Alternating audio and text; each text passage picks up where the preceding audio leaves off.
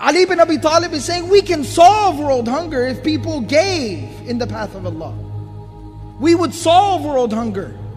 I was walking around in the bazaar, ironically. I was walking around and I walked by some of the booths like Igna Relief and Islamic Relief and Helping Hands. And there's booth that was talking about the situation in Mali. He told me 25,000 Muslims a year are leaving Islam for Christianity because they need a piece of bread. Because they need antibiotics for their baby that is dying in their arms. That's on us, people. That's on us who just can't get enough. I don't mean for this to be a guilt trip, but I have to tell you, spiritually we are bankrupting ourselves. Family-wise we are destroying ourselves. Everyone's heard this statistic. And realize when I talk about these US statistics, we're not immune to this. We live here. You don't think we're affected by where we live? If you step out into the heat, you're going to sweat. If you step out into the cold, you're going to shiver. If this is going on all around us, you don't think we're affected by this? If we think this is a kuffar problem, then we have no idea what we're talking about. This is in our homes.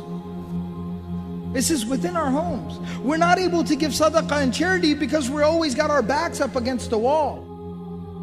My mom and my dad, they are my role models. They're my heroes. We had a very simple rule. If we can't afford it, we don't buy it. That's just how we roll. If you can't afford it, we don't buy it. And the consequence of that was, sadaqah was like a lifestyle. It was systematic. It wasn't spur of the moment. I didn't need to be emotionally blackmailed. I'm just messing with you.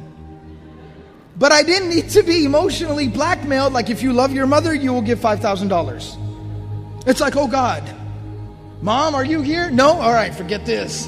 Right? So I didn't need to be emotionally blackmailed to give sadaqah. It was the lifestyle. I was walking by one of the booths downstairs and they were talking about the orphan sponsorship program, and I said, let me share a little story with you.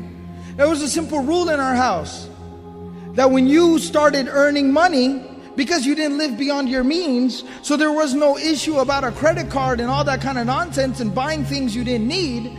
It was a very simple rule. When you got your first paycheck, you got your first job, you signed up for an orphan sponsorship program. And every month you sponsored an orphan.